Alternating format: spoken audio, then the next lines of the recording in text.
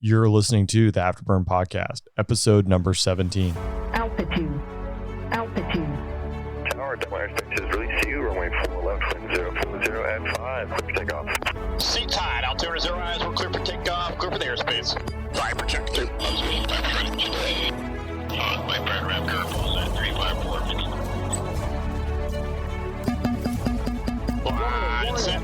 Viper 01, be advised, the restricted area 6002 is still active. Lights on. Next picture 16, 15,000, Viper 1 targeted.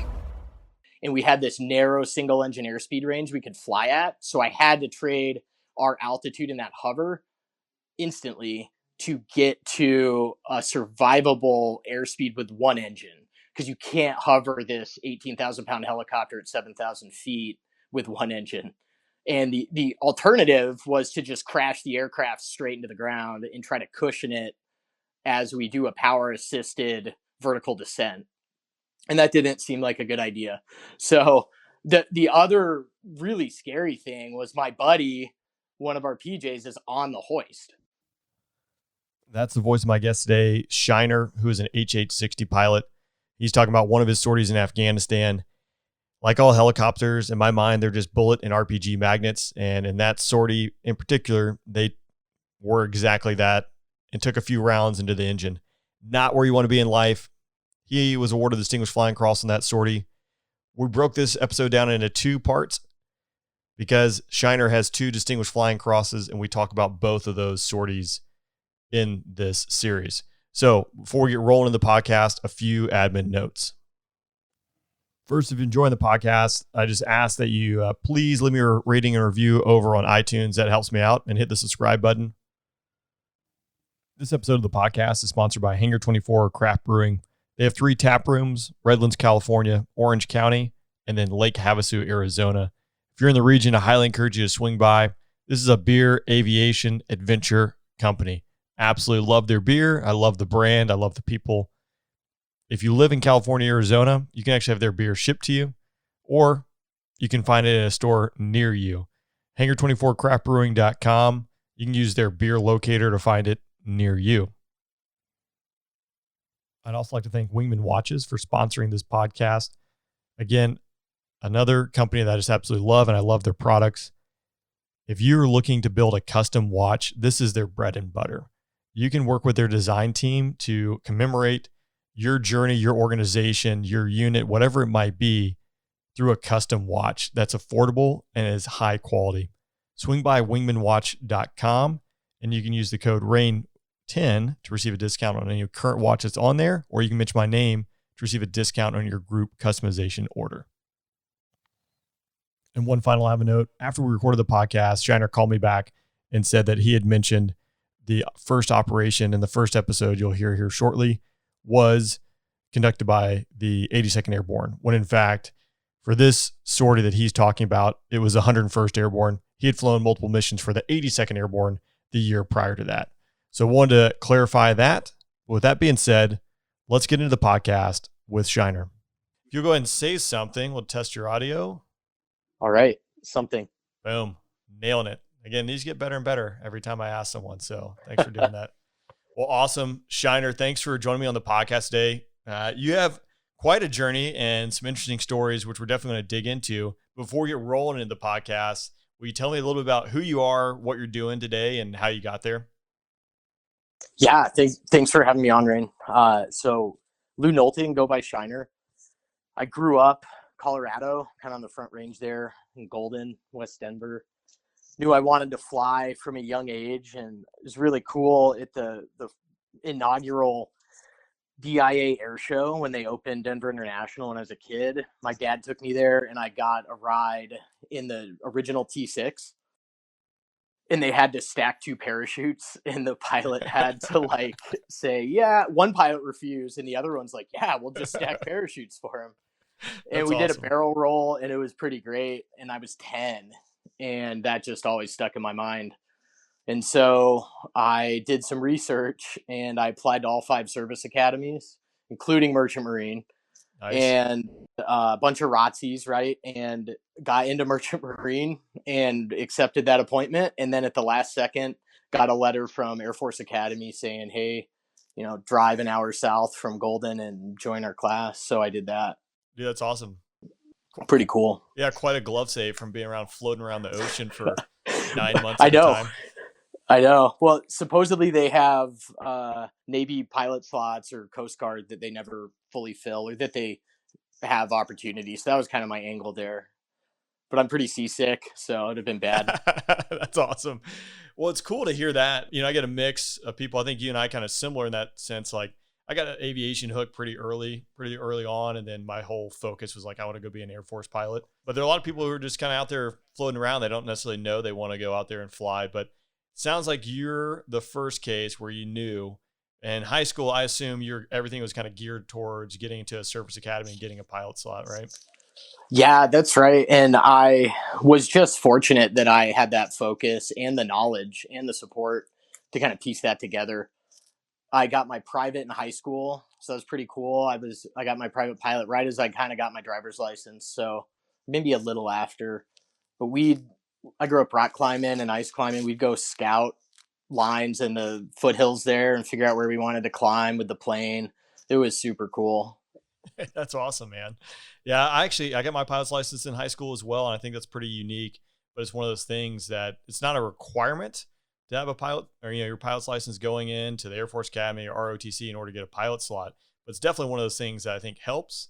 And probably flying around in Colorado, that's some airmanship that you developed at a pretty young age that you can translate, I imagine, into flying HH-60s, which is what you do now, right?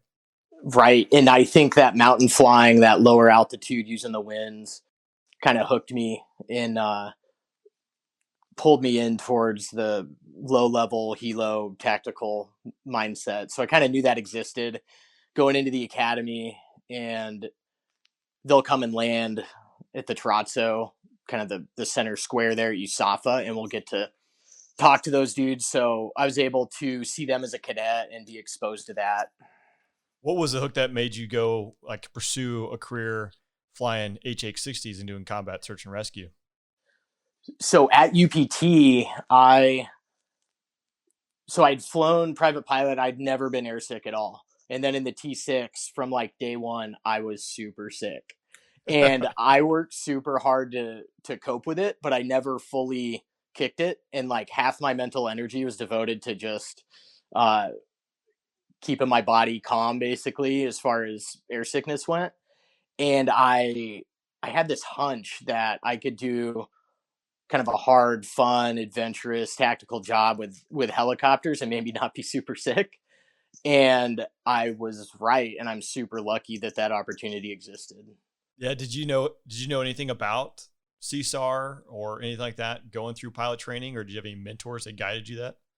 Well, when I was a cadet, Anaconda, so I was the first 9/11 post 9/11 class at USAFA. So 9/11 had just happened, Anaconda had just happened, and then the Iraq War kicked off in 2003. Colonel Kim Campbell, I think captain at the time, flew her A-10 back and came and talked to us as cadets, and that was pretty cool. And she was I'm not sure if she was Sandy Qualt at that time, but she was an A-10 pilot and talked about the rescue mission. And then we had some of the McKay Trophy winners from earlier in that war, MH-53 guys from the 20th SOS at Herbie, come out and talk to us.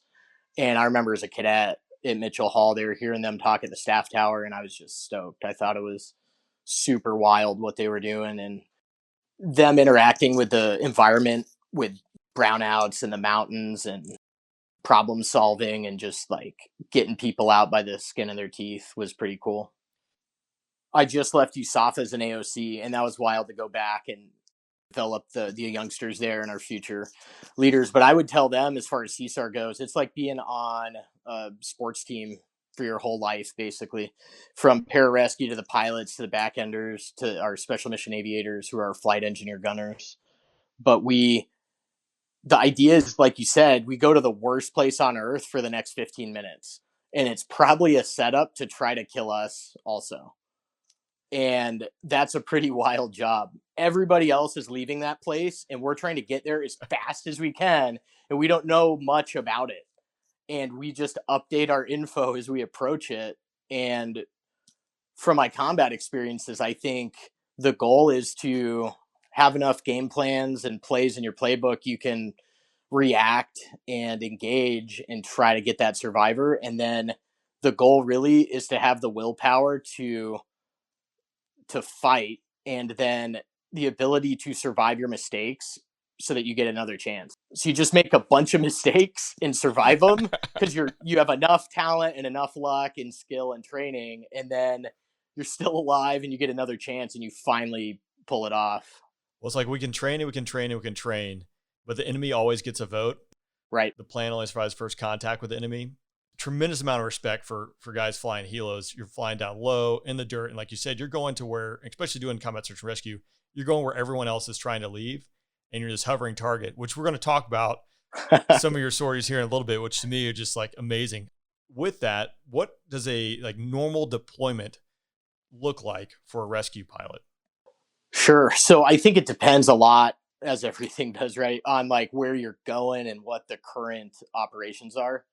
Back in the surge in Afghanistan, we would have a 1-2 dwell or a 1-1 dwell. So you would be deployed 4 months and you'd be back maybe 8 months, and then you go back 4 months. The Army was doing a year and a half, and we would see the same Army troopers on the same deployment after we'd been back home for almost a year, and they're still there. So that would humble us when we think we'd have it hard, basically.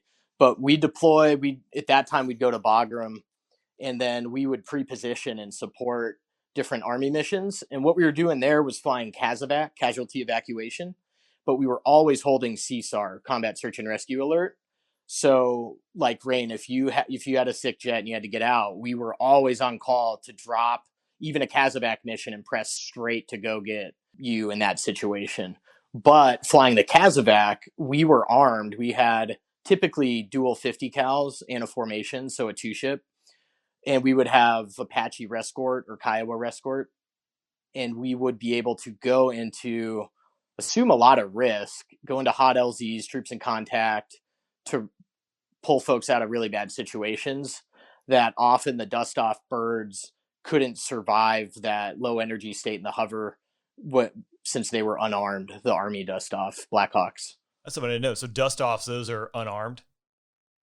Yes. So the dust off birds traditionally have the red cross on the nose and super brave aircrew that just throw a band into the wind and go in to get dudes unarmed, following, full concepts, Geneva Convention, the medical evacuation bird. I did not know that, because to me that's phenomenal. I know it's super awesome. Yeah, there's no it's super brave. Yeah, there's no insurgents that's playing by the Geneva Convention. Nope. So those guys and gals going out there to do that, like, hats off. I learned something. That's phenomenal, because I'm used. My experience again is that 1 year that I spent with the rescue squadron. All the training sorties were go fight your way in, fight your way back out. You were armed. Granted, you're still a helicopter, but you had the ability to return fire. And usually you had A-10s or something like that that were providing rescort. Right.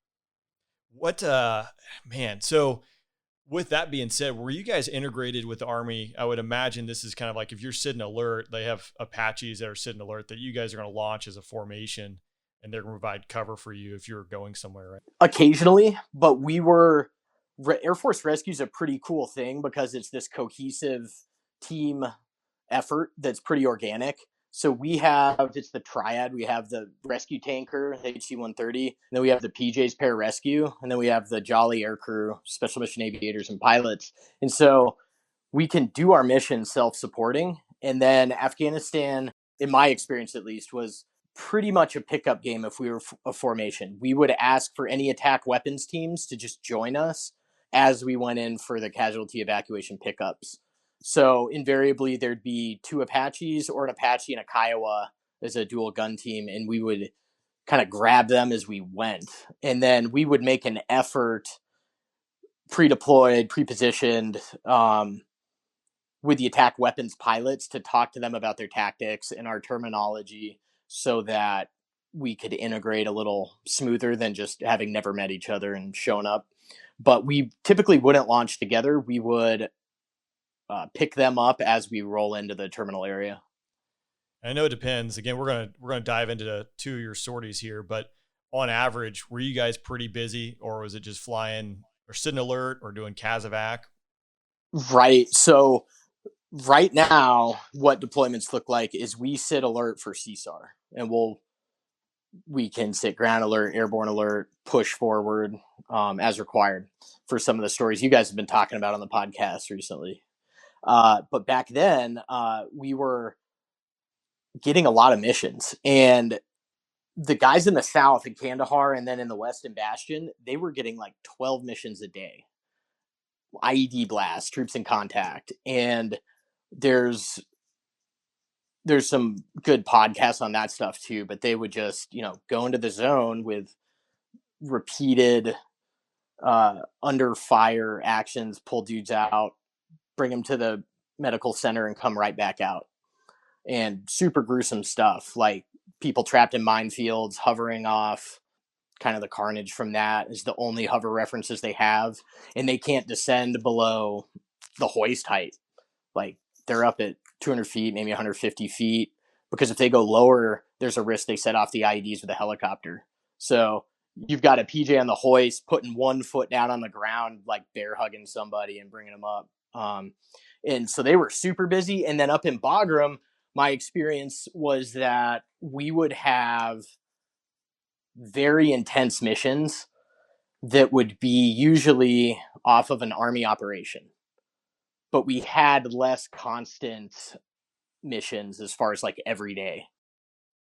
But when the army decided to fight force on force, we would be first up because we were armed for that casualty evacuation, and we would just get attack weapons to cover us and our second aircraft, and we go in and pull these folks out. Man, it's wild. And I know, like, for me, it was always, I mean, I think for every aviator, knowing that you guys are out there, if I'm going to have a really bad day, there's going to be brothers in arms that are going to come pick you up, like, is a huge, huge factor of being able to go push forward. I'm just trying to think, like, it's wild. My last deployment, it was Operation Inherent Resolve. And that was such a new kickoff that we were flying outside of the ranges where, like, you guys would be able to reach us very quickly. And we actually had a Jordanian go down well inside Syria. And I think that changed a lot of like how the dynamics of places went, but that requires you guys to forward deploy to, I would say, less than your normal Air Force locations, right? Right. So we are forward of the normal Air Force locations, and post the tragedy with the Jordanian pilot, we Air Force Rescue CSAR re-entered the we were there, but we got a lot closer following that. Makes a big difference. Yeah, for sure. And then we're able to kind of support the intensity of the strikes and be able to react quicker when those are going on when we integrate. Yeah, no doubt. Well, I'm going to start digging into a sortie here. So this is March 29th, 2011, and you're awarded the Distinguished Flying Cross. March 29th, 2011, you were alerted to an urgent evacuation request for soldiers that were critically wounded by enemy fire. After coordinating attack helicopters to mitigate the threat in the landing zone and receiving high-risk mission approval from the Combined Air Operations Center director, there's occasionally some red tape, but that requires, I mean, a few phone calls or SATCOM, I would imagine, to get that approval, right? That's right. Yeah, that's a SATCOM call, usually from our enlisted gunner who is passing flight lead's words, because flight lead's busy integrating with attack weapons, and so they're passing words to the KAOC to get that approval, or to our operations center locally to then get that approval. Yeah, and the approval there too, it's an acceptable level of risk, right? That he's determining and owning, like, is it worth sending this helicopter and this crew into harm's way with a chance of not coming back? That's right. And with the consideration, this is a force on force Army combat operation, but their primary mission CSAR. So am I willing them to accept high risk, possibly get damaged, shot down doing that, and then not be able to support you guys in the fast jets? You always want to help out, but if you get killed or if you get damaged and you go down, now we're rescuing 4 more people in addition to the 4 people that needed rescuing in the first place. Right. Like CSAR is unique in that all need return. Yeah. Whereas if you're on a strike mission, and you hit your target, if it's a serious enough target, some dudes might not come back and it's a mission success. But usually with the considerations, the full spectrum considerations for CSAR, you need everybody back or you just exponentially make the problem worse. In the CSAR world, Hilo world, do you guys use acceptable level of risk, or do you have another? It's same concept basically. Hey, we're willing to accept a loss here for mission success or no losses. That's right, and that would depend on what that operation is, right? And I think Afghanistan was very intense combat, but it was typically small arms fire up to Dishka, so 50 caliber in RPG. And if you had a sick jet in the zone there, you could go to a FOB. There were FOBs, forward operating bases, with fuel and ammo within 20 minutes of almost anywhere we would be. So we had a very survivable, permissive ability to escape that terminal area. Whereas if we're talking about Syria area or something, fuller spectrum, if you have a sick aircraft, you got to get out of there quick, because you can't beat it up in the zone and trade fire like you can if you can just go precautionary land your bird 10 minutes later and then get to the spare aircraft and then continue the mission, because you have such a logistical base in Afghanistan like we did. Yeah, well established, completely different fight than from what's going on next door or what was going on Right. next door. So you skillfully flew an approach through a channelized terrain and mountainous terrain with only feet between the rotor system and the rock face. Captain Nolting kept a solid 120-foot hover while preparing for a hoist extraction. So for me, all that sounds terrible. Spinning blades of death, feet from your head right next to a rock wall. I would imagine the higher you are, the tougher it is for the hover and dropping it. Is that true or not? That's true. There's more power required. So aerodynamically, it's costs more to keep that helicopter stable at that height. There's no ground effect. And you're trying to hit this basically loose cable, like a super long climbing rope, and get it possibly onto a roof or onto a boulder in the mountains and grab a dude who's wounded or trapped down there and pull him out. So you have to be pretty accurate with it. So at that point, the pilots, we have hover cues that we can use when we're that high and we don't have good outside references, or it's really dark over the water. And we have acceleration velocity cues we can center on themselves and hover heads in on the FLIR image, kind of like a HUD tape for you guys, but a heads down display for us. And then the FE, the flight engineer, is just calling us right to back one. And they're basically flying the aircraft with their voice, and they're looking at 90 degrees to our orientation. So their right is forward to them, but they have to say right for us. And super crew intensive. Calm voices matter a lot. Pilot not flying, helping out the pilot who's flying, and everybody's voice just keeping the next one calmer and getting the job done with a lot of precision with that hover work. So a lot happens between the time I just said, hey, you got alerted, to the fact that you're 120 feet over the area and getting ready to do a hoist extraction. What is the process from getting alerted? Is it just, hey, here's the grids and go, and then a JTAC frequency, or are you talking to C2? How do you get to that spot where you're hovering?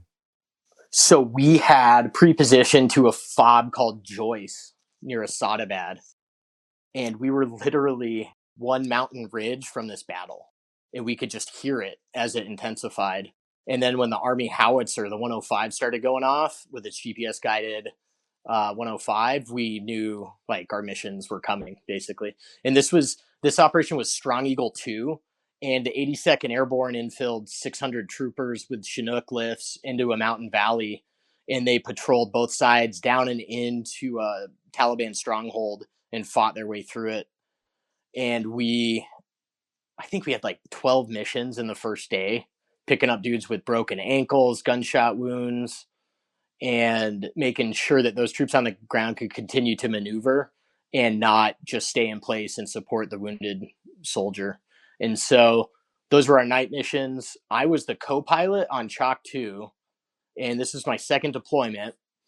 And we had a team where I was with a pilot, good friend who had flown Huey's his first assignment and then had switched to Pavehawk. So he's an experienced aviator.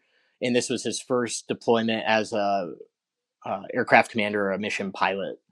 And I was trying to just support him and help him with whatever he needed.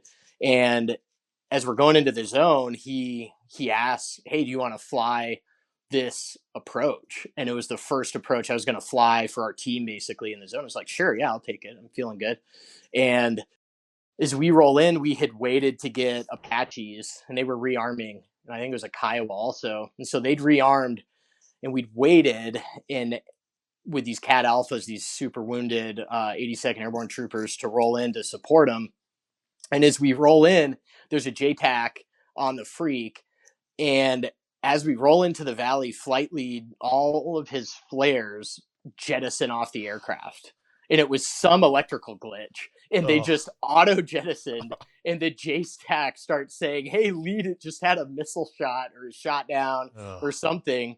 And and we're just like in Chalk 2, like almost laughing, like, "What is happening?" And "Did you hit the jettison switch?" And they're like, "No, we didn't."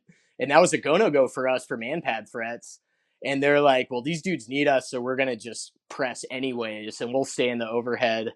We're gonna press in." And so, for some reason I was Chalk 2 co-pilot, so I had, if you have SA, you can have a lot of SA because you're making the least amount of decisions.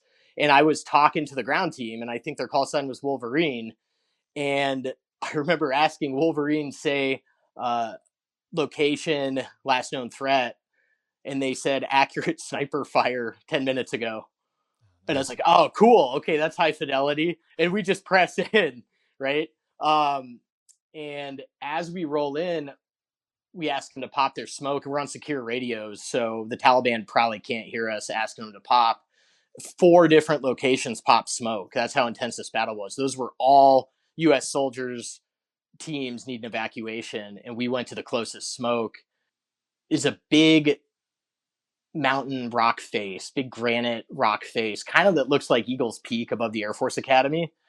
And this squad had been engaged kind of in this little ravine, but it had a huge, like 1,500-foot slope that as I teardropped in, I briefed my escape route, which we always train to do. And sometimes if you're complacent, you won't brief it, but I did. And I said, "Hey, I'm going to teardrop in, and I'll line up into the wind. I'll hover off this rock face, and we'll do our hoist and get this dude out of here. And escapes will be down and left. We have a little chin bubble by your foot. You can look down."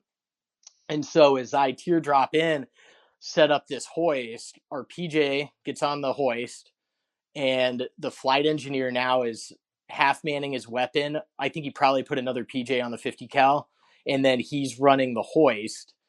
And right as we get stable, PJ gets his feet on the side of the aircraft. The ambush that had engaged the soldiers engaged us. And we'd shot our weapons a bunch, but we'd never been shot at in our aircraft.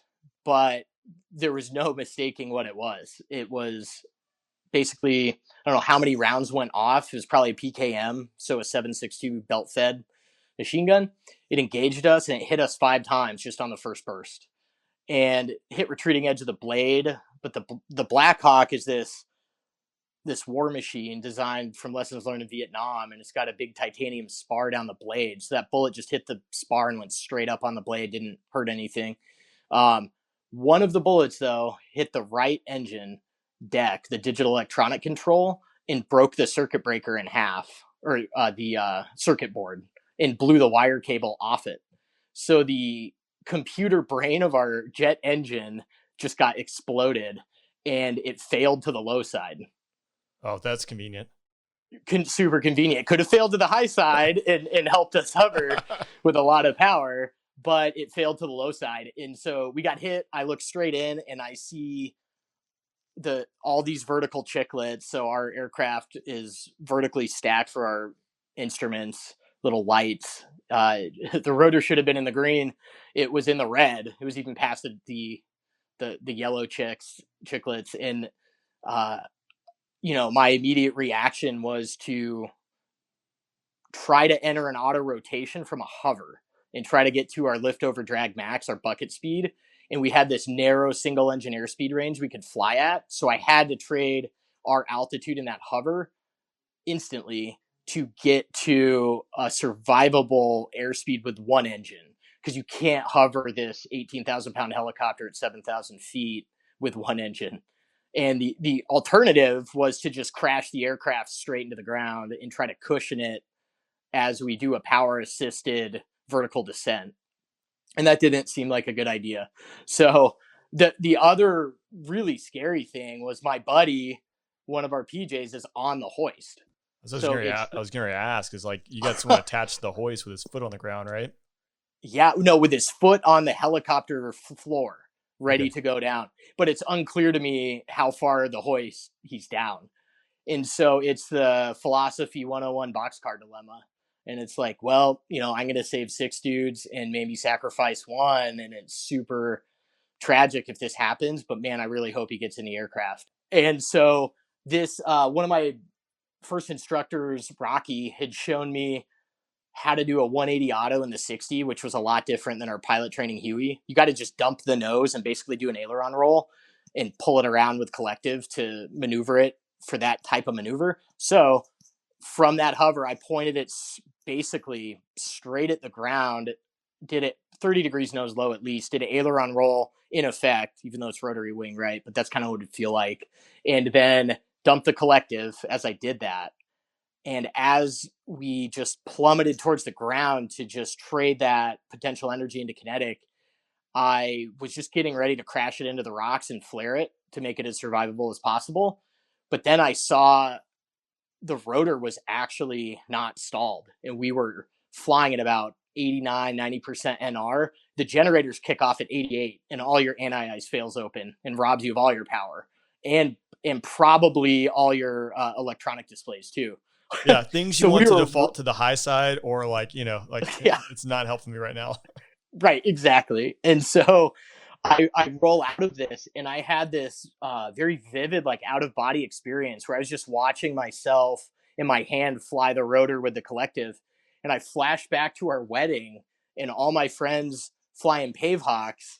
And I was just like, you lucky guys, like, how is this happening to me? And I just couldn't believe it. And then I was like, hey, we are going to crash, but I think I'm going to, I was thinking about me and the crew. I think some of us are going to survive this. And then I was really worried my rifle would be bent where it was stowed next to me in the armor wing, and I wouldn't be able to defend the helicopter. And then we just kept flying, and we come around the corner, and the pilot, my buddy, mission pilot, takes the controls, and I was lining up to roll us into a poppy field and basically crash land us because my SA was just 0. And he takes the controls, and I was like, at first, a little like, hey, let me finish this, man. But then he took them and said, hey, we're still flying. And I was like, oh, yeah, we're still flying.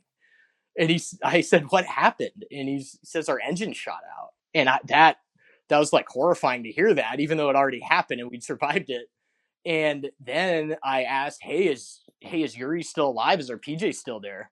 And they're like, yeah, dude, he jumped in right as it happened. And for our whole crew, that's just incredible luck. And it was pretty amazing to get the crew out of that situation all in one piece. And so then we had what you call, right, like a non-1 EP. Like, there's nothing that describes the indications we were seeing. Yep. But we had battle damage, fire FOD frozen battle damage, shut that engine down. And then really good flight leadership from my mission pilot now says, hey, let's take it to the runway at Jalalabad and we'll roll this on. And like an airplane, kind of like the Chinook pilot was talking about from the forest fires. Helicopters are another world to me, but like a roll-on landing, and then it makes sense if you're underpowered. You obviously don't, like, you're going to require more power to hover and sit it down. Right. But a roll-on landing makes sense. Roll-on landings make sense to me, but now I know right. Helicopters do that too. Yeah. So we can do a roll-on landing. It's a tail dragger in the Blackhawk or the Pavehawk, and then you can aero brake it super effectively. But in my mind, my SA was still rebuilding, and I was like, well, we can kind of like do a single engine approach to a spot into a fob, or roll it onto a road in front of a fob and brave the landmines and try to get picked up by a team. And then he's like, we'll just take it to a runway. I was like, oh, that's a way better idea. I like this, but it's fun. I mean, you get wrapped up in the moment, and having a crew is super helpful, right? Because they're going to be hopefully different bits of information. Someone else is building their SA while yours is dumped singularly focused on just initial survival of this event. So it's kind of nice to have two people in there, assuming the person's on an SA drain. Right. No, it saved our lives. We had 2 pilots, 2 special mission aviators, and then 2 or 3 PJs. And I remember the PJs telling me, they said the only call we got out of the aircraft too was contact from one of the PJs. Flight lead heard us and was like, why are they flying down the valley? Because it's so hard daytime to see point of origin. You have to literally be staring as they shoot at you, or you can't catch it. And so they bravely followed us, expecting to maybe flame out and have to auto rotate coming into Jalalabad to be our chase ship. And we tried to get some Apaches to follow us, but they were busy just slaying people up in the mountain there, and we're pretty focused on that. And so we self-supported our own escape. And then we flew down the Konar River at about 75 feet, talking through how we do a low altitude auto if we took a kite, or more battle damage or birds into the good engine, trying to like land on a sandbar or the beach or something and defend ourselves till a MRAP could get to us.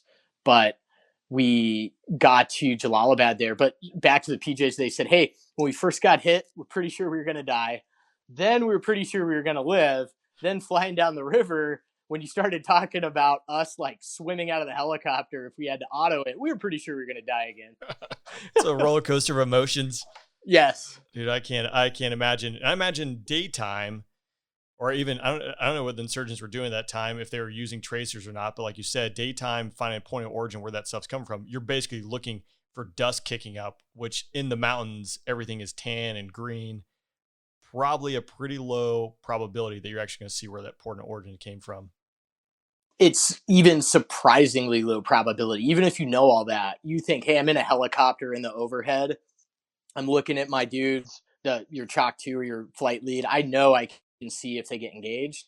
You really can't. Like, you can if you're lucky and you just are looking right at that spot as it happens. But like you said, I can't recall if there were tracers that day, but it's just phenomenally difficult, even at 100 feet, to spot that, let alone in a fast jet spotting that. Yeah, no, I mean, there's no way unless you have tracer rounds, and obviously there's going to be bigger stuff shooting at faster jets, but nighttime with the targeting pod, best case scenario, you're going to see a hot spot, maybe looking out with like MVGs. If they're shooting tracers or something like that, you'd be able to pick it up, but nothing of use, especially in that terrain with, steep mountains and things like that. In the fast jet, you're not going to have total view the entire time as you're up there in the orbit. So right.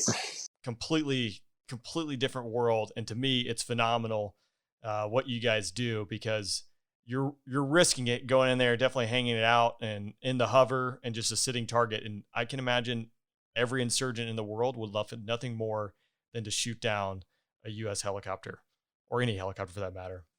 Right. Yeah, no, I mean, it's very much their goal in those situations is a SAR trap or some sort of ambush for the rescue vehicle when we get there. You mentioned you guys are about 7,000 feet yeah. up in the mountains.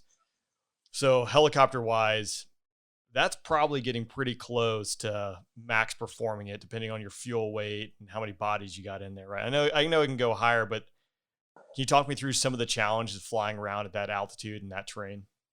Right. So flying around that terrain, you want to use the winds to your advantage, right? So on the updrafts there, watch out for demarcation lines where you get a lot of turbulence coming off the ridges.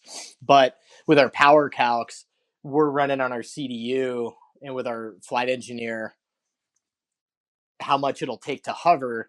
And with fuel as close as it was, we would fuel dump to about 20 minutes of usable gas every pickup in that situation. So we would just fly max fuel, and then once we knew what the pickup was like, we would dump to 20 minutes of gas and commit to the zone and try to get those dudes out. And so you were like both committed threat wise to getting them out and injury wise for them. And then you only had like 10 minutes of gas with a bingo factored in to get to your base to refuel. So we were being pretty precise with the fuel dumps, and occasionally could get a rescue tanker or an AFSOC tanker to give us some gas. But at those altitudes, that's hard to get them off their mission set unless they're just supporting us for a CSAR type mission. A completely different world than what I'm used to, and it's like phenomenal just to hear that story. I would like to shift gears to another Distinguished Flying Cross that you received, which was just, about a month later? That's right, yeah. So, yeah, about 25 days later or whatever.